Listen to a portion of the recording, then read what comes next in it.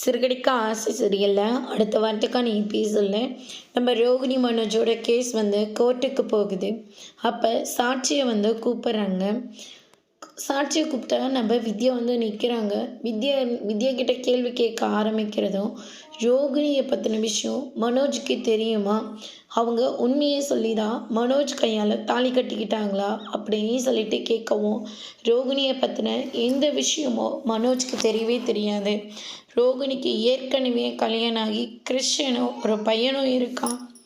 அவன் இப்போ ஸ்கூலுக்கும் போகிறான் அப்படின்னு சொல்லிட்டு வித்யா நடந்த எல்லா விஷயத்தையும் கோர்ட்டில் சொல்லிக்கிட்டு இருக்காங்க.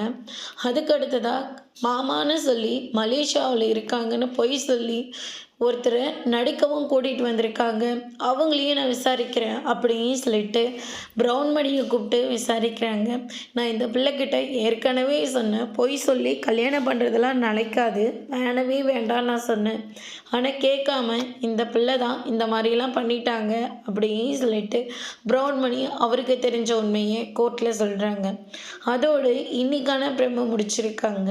இனி ரோகிணி இந்த பிரச்சனையிலேருந்து எப்படி வரப்போகிறாங்க, மனோஜ் கூட ஒன்றா சேர்ந்து வாழ போகிறாங்களா இல்லை டிவோர்ஸ் பண்ண போகிறாங்களா, என்ன மாதிரி ஒரு ட்விஸ்ட் வரப்போகுதுன்றதை வெயிட் பண்ணி பார்க்கலாம். தேங்க்யூ.